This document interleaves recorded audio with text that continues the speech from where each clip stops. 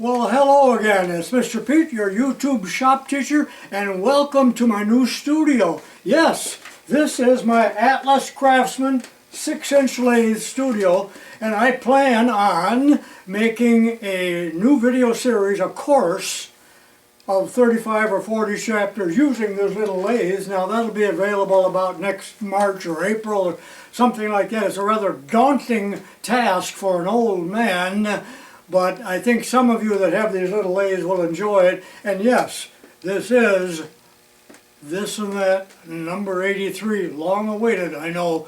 And I have so much to cover that I might keep it down to 30 minutes or less and put out a number 84 again in the very near future. Thank you for all of you that have supported me by watching the channel and by purchasing tools on Pete Bay.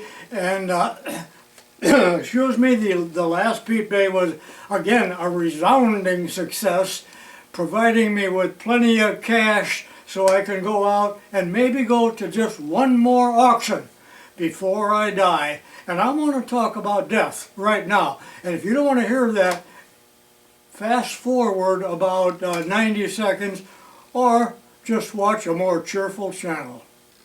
Some of my more observant viewers will notice a distinct similarity between my shirt and the Atlas badge. I'll zoom in on this. This is the logo on my Arnfest shirt that I just got 2 months ago. And this is the badge on a 70-year-old Atlas lathe. Although I love my cap and my coffee cup and what it says on them, there is absolutely no truth to that whatsoever. Although I intend to be cremated, I have often thought what it would be like to see me lying in a coffin with many of my precious tools packed around my corpse. I know, a grisly sight, but let me tell you something that is very upsetting to me over the years. Now, I have probably been to hundreds of funerals and wakes and visitations over the years of friends and associates and so on.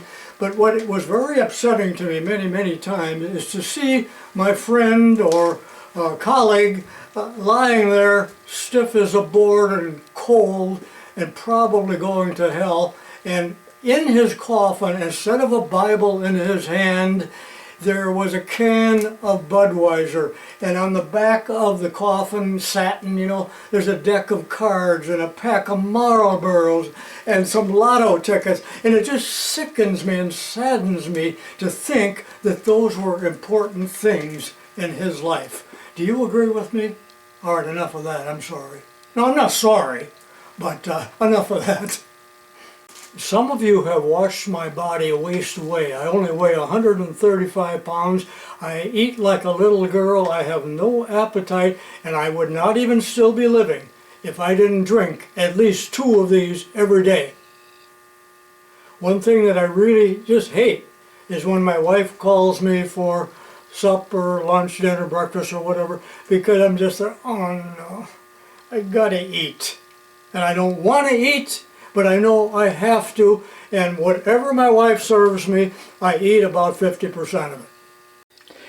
Hang in there with me, I'm just about done. This is a wooden meter stick. I know it's imperial on one side, but of course it goes to 39 inches. You guys know the metric system. But on the back side, it's a meter stick. And these are centimeters.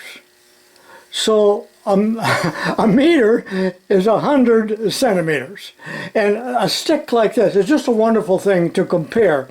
Most of my life is over. This is where I'm at, age 81. Look how many years are behind me. Oh, how many are ahead of me? Not many. It will be a miracle if I live to be 90. I know I won't. But to think that I really only have that much time left, or probably much less, according to the Insurance Institute of America actuary table, I think is what it is. They know how long people are gonna live. So that's why I talk so much about this, and that's why I have Pete Bay, and I've sold 1,000 items, but I have not put a dent in my worldly possessions. but I'm enjoying doing it, and I'm still having fun, and I hope I can live fairly long. But I want to die tomorrow rather than to be sick or disabled in any way.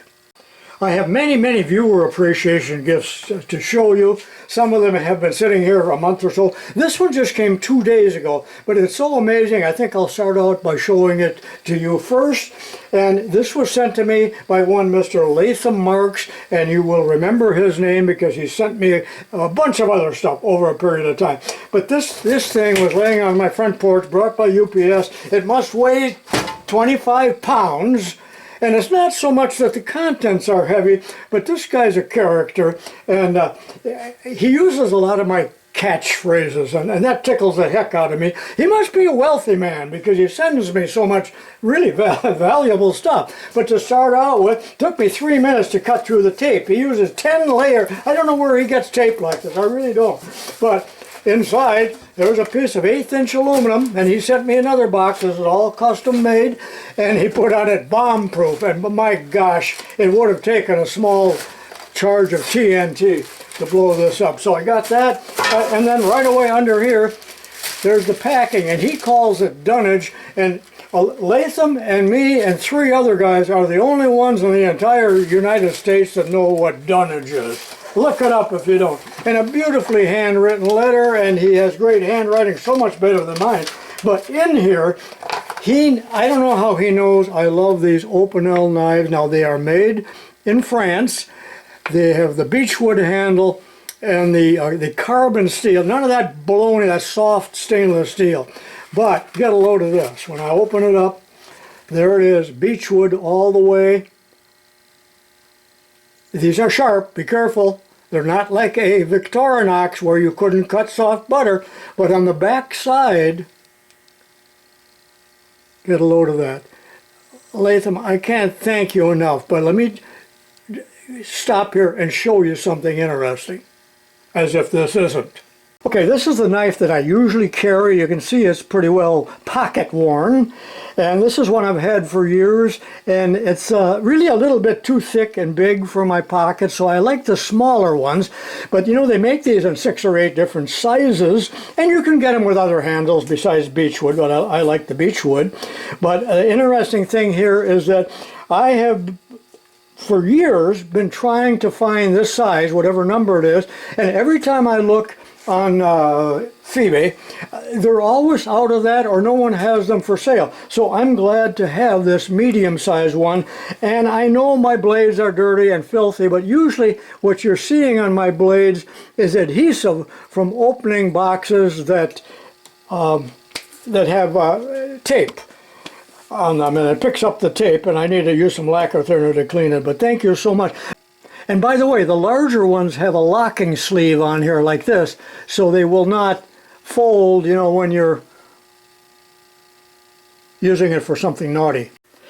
And he gave me a dozen toothbrushes here for my wife, and it's all about my standing gag with my wife. But in the reality, in the end, my wife usually donates these to shoe boxes for children. And you know, in other countries, they don't have even have a toothbrush. This is a big deal for somebody in an underdeveloped country, so that's where those will go. Well, what else have we got here? So, remember he gave me some couple gallons of evaporust, but in this bag, here's the LPS number 3, which is used to prevent rust, and I use that out in my Studio G where there's a lot of condensation, so that'll come in handy, and that's not cheap. But look at the rest of the box that he made. Not only is it filled with Dunnage, oh boy, what's in there, but the entire box is lined with aluminum, all 4 sides and the bottom, which is what is making this thing so darn heavy. But let's see what's in the black metal box. Okay, here's an aluminum box, and it's made of this material, and it is has been spray painted, but I believe Latham made this. All bent up, it's got hinges on it, and inside it's even got a carrier. It's almost like military, U.S. government. U.S. government would buy boxes like this for $700 for some item that they're going to throw away, but so that's what it reminds me, so overbuilt. But inside this tube, which also took 4 minutes to get open, I almost took it to the bandsaw. This is the largest live center I've ever seen in my life. And it's a bit of a joke, really, but I can't imagine what it cost for this. And it appears to have a carbide tip, but Latham said that it appeared to have been dropped, maybe, and it chipped on the end. But it wouldn't matter because you're holding such incredibly heavy material between centers. And this is, look at the brand on there, that's a major brand. Now he told me if I don't want this to sell it on Pete Base, so you may see it eventually. Can someone tell me what Morse taper this is? I think it's a number 5. Let me give you a couple dimensions and you put it in the comments. Just to give you a comparison of sizes here, these are all live centers. This is a number 1 Morse taper, a number 2, a number 3, and I guess a 5, maybe bigger. And what are the sizes here? The large size is, you know, about 1 3/4 almost, and then on the small end here, it's about 1 1/2. So in the comments, and I don't need 50 people telling me this, but what Morse taper is this? It's kind of comical, isn't it? This is the size that fits on my little Atlas lathe. And thank you, Latham, for your sense of humor and your generosity. And there it is, a fitted case, but he did use this inside the case. You know what, I have talked over the years about shear Tomiko tools, and I don't get a whole lot of response because nobody knows what I'm talking about. But just recently, a couple months ago actually, Randy Shoquist out of Portland. By the way, if anybody knows how bad it is in Portland, I always hear that the place is a mess on the news. I don't know if that's true or not. You can't believe much that you see. But there is a catalog, again, of all their products. And what year is this? Oh, it's back in 1978 or so. But the interesting thing is that shear Tomiko was sold, I don't know how many times over the years, but for a while it was owned by Rank Industries, and they are out of England, but in fact they were a company that made movies. How in the world? They'd be like MGM selling Starrett tools. Thank you, Randy. I was a little disappointed how few people watched my video where I visited Mitutoyo, and remember they gave me some beautiful tools. Absolutely gorgeous. There were 2 sets of these plus some other miscellaneous things. Go back and watch those videos if you missed them. But in another video that I made perhaps a month ago, I was kind of lamenting that, you know, I really wish that Mitutoyo would have given me a digital caliper as well. Well, 1 week later, look what comes in the mail from Sean Pollitt up there in Aurora. And there it is, the Digimatic. These people are too good to me. I mean, I haven't even taken it out of the cellophane. They haven't made cellophane since 1959. But anyway, here it is. The Digimatic still sealed with a battery and everything. Let me open it real quickly here because I do want to show you something. So there it is. Isn't that pretty? And what I wanted to tell you was about the batteries. Now, how do you know if this is a genuine? Did this come from China? Well, no, it came from Aurora in a genuine Mitutoyo box. And you know what they told me? Because there are a lot of imitations, counterfeits floating around. They're very, very difficult to tell from the real thing. But one thing that they told me up there is that you better have a name brand battery with it, and in this case it's actually a Mitutoyo battery rather than some unknown brand. And another thing that someone said is that on the fake ones, this will the lock screw will come right out where it's capped of here. Let me put the battery in. I know you don't want to see this real quick here to see if it actually works. Well, you know it will. And of course it fired right up, and this will be my go-to calipers. And again, thank you Mitutoyo, and thank you Sean Pollitt. Do you remember a while back I made a video showing how to make or design or modify a little tool post for a Unimat lathe? Although not perfect, it did work, but shortly after making this, someone sent me some very detailed pictures, I believe not of a homemade one, but what the original genuine Unimat tool post looked like, so I'll flash those pictures on the screen right now.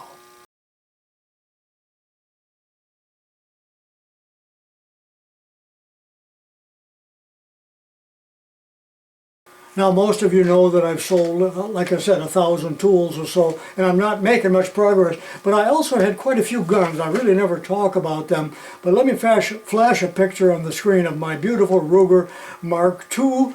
I probably haven't shot it in 25 years, and I intend to give it to my favorite nephew, who is a state policeman.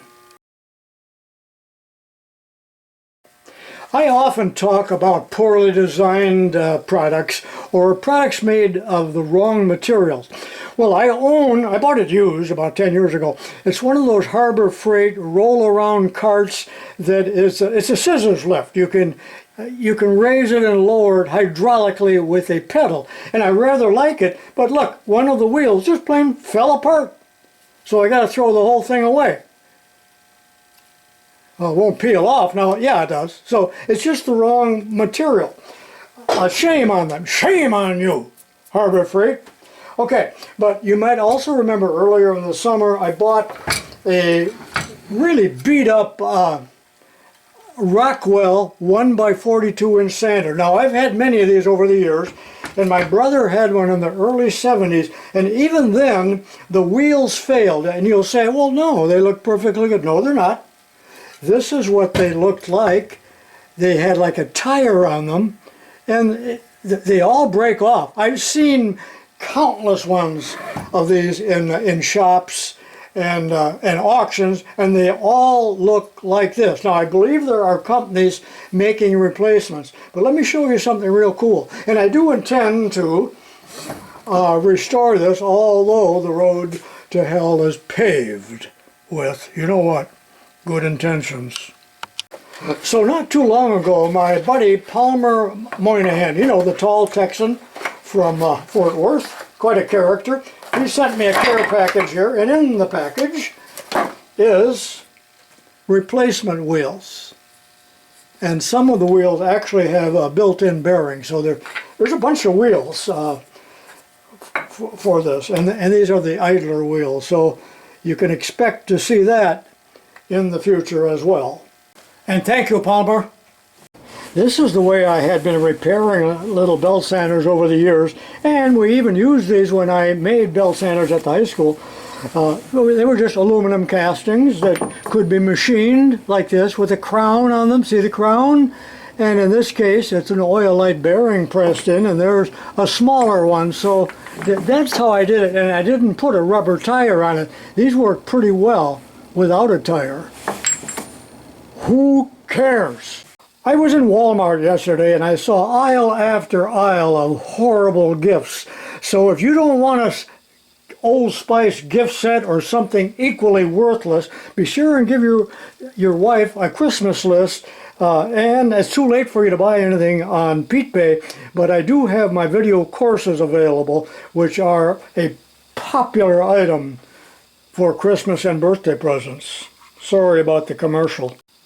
I was watching a video the other day and I got a kick out of it, and maybe you will too, but you have to be at least 75 years old to know that this is the cast of the great 1950s TV show called Father Knows Best. And the boy, Bud Anderson, his real name is Billy Gray, he had an interview with a man, and it was most interesting, and I'll tell you why. Here's another picture of Billy Gray. That is Robert Young, in case you don't know who that is. Now, there is Billy Gray in 1951. You know, I'm not going to tell you what movie that is. 1951. You tell me. Because I saw it when I was 9 years old, and I'm still afraid. I wasn't supposed to go to that movie. I was supposed to go to the Three Stooges. But this is what I saw, and the man is Michael Reggie. Michael Reggie, I believe, is his name. But that's Billy Gray who is now 87 years old. So this is the title of the two-part interview on YouTube if you want to watch it. But why, again, am I telling you this? Because near the end, by the way, he was no longer an actor by the time he was about 20 years old, because he got busted for marijuana, which was a big deal back then. And his career was over because of that, essentially. However, Robert Mitchum, the great actor, also was arrested. I believe even went to jail, and it boosted his career in Hollywood. And now there's probably no one in Hollywood that does not take dope of some kind. I know that's a harsh criticism and accusation, but it might be true. But why did I tell you that little story? Because right near the end, his career was over, as I said. So he was a motorcycle enthusiast, and he even raced a certain kind of motorcycle for 20 years, but he was a bit of an inventor as well. But he mentioned to the man who was interviewing him, he was showing him one of the inventions, and he said, "Yeah, I've got a Bridgeport milling machine in my garage." That shocked me. I can't imagine that in all of Hollywood that a Bridgeport milling machine even exists. I knew my video on the raft voyage would be a failure. Just really nobody. I just lament the fact that I wasted a couple days out of my life making that. So, you know, I'm not going to do the one on the Mississippi River. That was a failure. Nobody cares. Even I don't care. You know, you can't get away from Amazon. They're building a big Amazon facility 15 miles away from my house, right near Route 80. Who cares?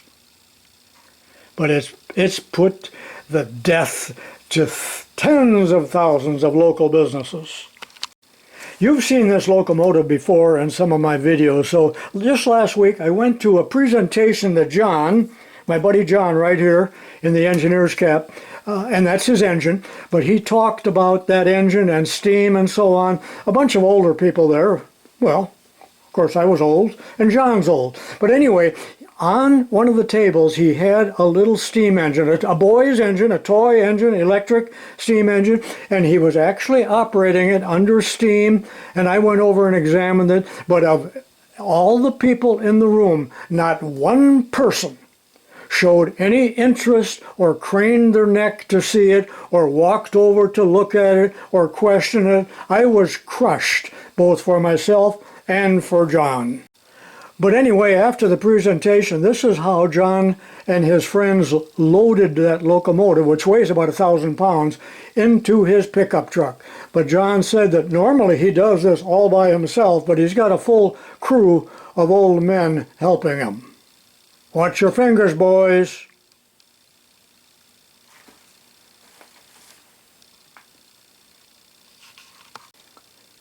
Two weeks ago, I was in East Peoria, Illinois at Bass Pro Shop. You just saw it. So I swung my camera around, and that is the Route 74 bridge that crosses the Illinois River, and that is the bridge from which those criminals threw large objects at our raft as we floated underneath it at the speed of the current, 2 miles an hour. We were darn near killed, and that's the Caterpillar headquarters across the river, or used to be the world headquarters. They moved out of this harsh Illinois business environment. There's another picture of it, and that's Peoria. One of the most difficult operations, especially for a beginner in the entire universe, is to drill a cross hole in round stock that is truly going through the center. Now that can be done, of course, on a milling machine in all kinds of difficult ways, but to do it free-handed is bordering on the impossible, especially for a high school student. Have you ever had that problem? So the Heinrich jig here is the total solution. It has removable hardened drill bushings of any size, and they make these in two sizes, but you know, they're $800 or $1,000. There's only two people that are watching this right now that own one of these. You'll never be able to afford it unless you find one at a garage sale and somebody doesn't know what it is. What's the solution? In the school shop I had made many of these, and this is for drilling cross holes. So it's just a square block with the hole, this being 5/8, I got all different sizes, and the bushings can be taken out and different sizes put in, or they can be permanently fixed too, press fit like this, but then it's pretty well dedicated. But these work great. As a matter of fact, it was a stroke of genius when I started making these many years ago. It was my own design, although, you know, you're probably thinking, well, Mr. Pete, you're a champion of the obvious. It's pretty darn easy. But in order to make these, you need to have these hardened bushings that come in every size you can imagine. But I suppose one of those is $20. I don't really know because I've had these forever. Well, why did I show you that? Because I just received an email 3 days ago from Rob R. And he had 3D printed a bunch of these in various sizes, but you will notice that he installed hardened drill bushings. But I just thought, what a stroke of genius, because the only thing that needs to be hard is the bushing itself. The rest could be wood, for that matter. Maple, no, beechwood. Make it a beechwood. But thank you, Rob, for showing that. And he even printed the size. I believe that's the size, yeah, 1/2 inch. Thank you, Rob. Isn't that awesome? Now, I don't know if these are available on Thingiverse or not. I've probably showed this before, but Jay Lichta out of Orlando got this from his mother when they were cleaning up an estate. What a tiny little engine. It's about half the size of the so-called mayonnaise engine that I've shown you. It needs a little work. It bottoms out and kind of locks up, so I need to repair it, but how awesome is that? Look at it compared to my thumbnail. I have a request to the viewers out there, and there might be somebody that can answer it, but years and years ago, like at the high school, this is a core box. These are the cores. Now, however, these are sodium silicate sand cores, but I used to make them out of a resin-bonded sand, and in a metal mold, you heat it up, pour the sand in there, and the sand would harden because it had a resin in it, a thermal set resin. Also, I did some shell molding with the kids, and I used the same kind of sand. Does anybody know where I can get resin-bonded sand made for this purpose in a relatively small quantity? I don't want a 100-pound bag, because how are you going to ship it? I'd like to have 20 pounds of it. Anyone know at all? I've had this electric bike for 2 years and I absolutely love it. It cost a fortune, and I just bought a new battery for it and made a rack on the back, as you can see here. And I've ridden it enough to where I wore out the rear tire. The front tire still got a little life in it, but so I ordered new tires. By the way, this is how they ship tires now. And of course, they're from China, so they're made of the cheapest material known to mankind. So at 2,500 miles, that rear tire was down to the cord. But why am I showing you this? Who cares? Other than if you're an old man, you might really love one of these. I go on 25-mile bike rides all the time. So what? The motor's doing the work, you're thinking. And this is what the charger looks like. But the reason I'm showing this in a video, this of course plugs into 110. I would like to know how much it costs to charge that battery. You know, is it 10 cents or is it $3? And you cannot find out. And you can't find out how much it costs to charge a car battery, an EV, because they don't want you to know. And here's the answer that I'm going to get, probably even, well, it depends on your local utility and what they charge. I know it depends. I want an average. I want to know. I'm a man that I'm inquisitive. Sorry to shout at you. No one's going to tell you what it costs to charge a car. They don't want you to know. But anyway, I rigged this up. This is an old electric meter here. I plugged my charger in here and I charged it fully, and I fully expected to see that it was 2 or 3 kilowatt hours. I don't know what I'm talking about, I know it. But it was such a small amount that the needle, even the small needle, didn't even register. So how can I go about determining that? And I can look up the cost per kilowatt hour on my bill, although they hide it among all of the other charges and taxes and everything. You know how corrupt they are. And I don't think anyone would disagree with me on that. But if you have any clue at all on how I can determine that without, I don't want to spend any money, you know how cheap I am, but I'm just a curious person, a curious old fool. I've had a love affair with flashlights since I was a boy. One of my very first flashlights was a Roy Rogers flashlight, although this is a repro. Mine had a metal end on it and a siren, and I just loved that thing. But you know, the batteries lasted about 15 minutes, and it was just a yellowish glow. So forget that. And then later we had every kind of flashlight. Now they even make these in an LED. These were just, you know, Rayovacs that were pretty worthless years ago, but durable. You could not damage these. But now we're into LED flashlights, and you've seen me use many different kinds here in the past. And not too long ago, I told you I went to the big freight store and I bought this, and I really do like it. Other than I don't like the crazy business of the different positions, right? 3 position. I did like the magnets and the idea that you can hang this up. There's a hook. You can tilt it. There's got magnets on the back which attract chips. And of course, 10 people say, "Well, you idiot! Put a plastic bag over there, and you won't have to worry about the chips." But anyway, I liked this so much. I went back to the freight store. And I bought, shoot, how many of these? 4 of them. And I think they're about $8, 300 lumens, magnetic work. So I'll have one of these on every workbench. That's why I bought so many. And the batteries last a long time. But again, they got the 2-position switch, which I hate. These were the kind they were basically giving away for years. Pretty, well, look. Oh, it does work. But they're pretty useless. This is one of the earlier ones. You couldn't find your way to the privy in the dark with that thing. But anyway, I went to Farm and Fleet. No, it was a Menards. And these were right by the front door. Regularly $9.99, but now only $5. So they got got 3 magnets on them.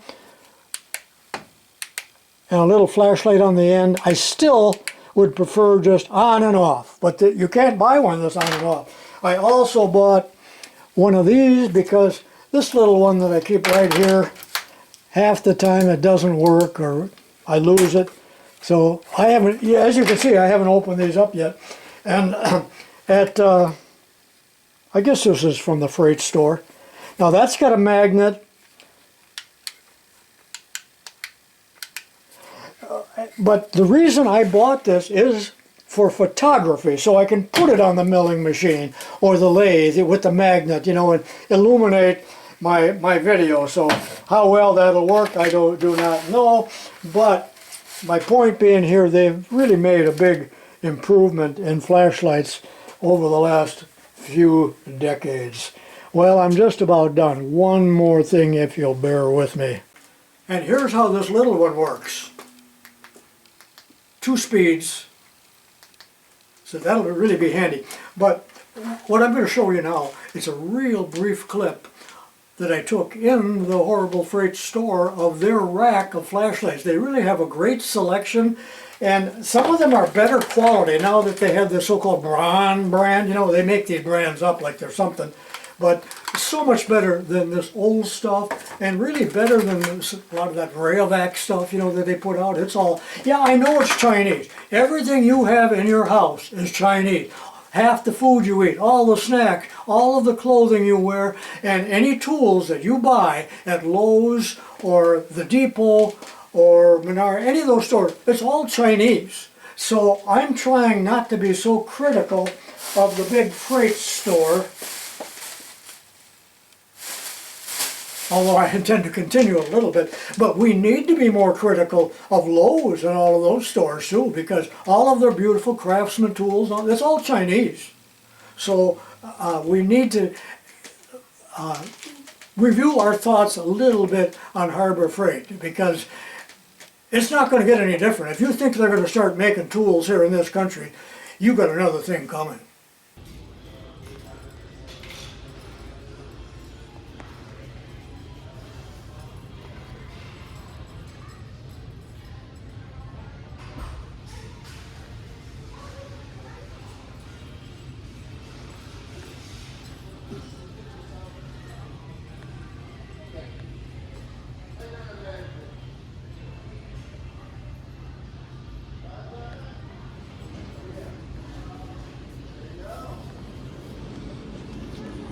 Okay, I'm just about done. I'm going to sign out right now, but I'm going to finish up with some garage sale footage. I was in Earlville, Illinois, a little town about 20 miles north of here. If you're from Earlville or near that, tell me in a comment. Been an awful lot of crime up there lately, considering it's a tiny little town. But anyway, town-wide garage sales, there was a man that really had some awesome precision tools, but they weren't in that good a shape, and he wanted a little bit too much for him. I think he wanted $200 for everything on that table. So I've got some footage that I took at that time, so that's how I will finish off the video if you'd like to see that. And leave me a comment. Are these too long or too short or of no interest at all, or am I wasting my time? And would you have bought any of those micrometers on that garage sale table? Thank you for watching, and I'll see you in my next video. Lots of them coming up. Now you may not hear too much from me for a while because I'll be making that long Atlas video, but I do have 30 or 35 videos languishing in the can that will be released over the next few months. So long for now.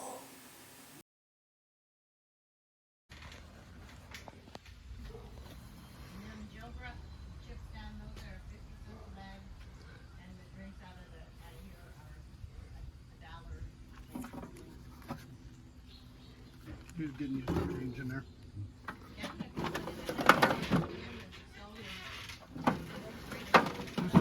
Mr. Right here. Thank you. Thank you, sir.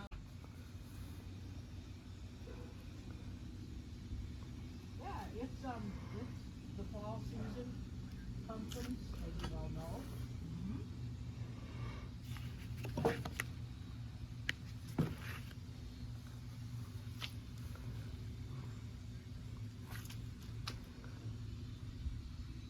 Yeah, most of my pumpkins are, they got cloud in the sky. No wonder it's going up to 91. Can you dump it? Yeah, I'll have to do it. Here you go.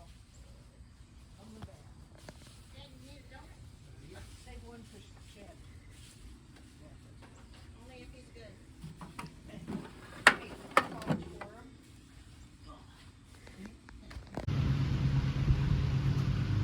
Here is a garage sale that is the mother lode, and I'm buying about $100 worth of tools. Okay.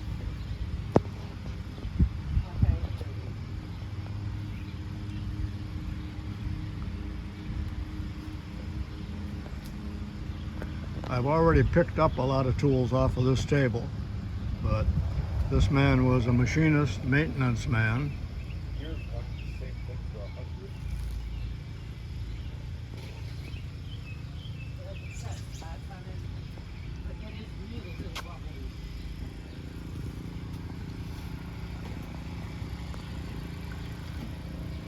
And here's my $100 box, almost.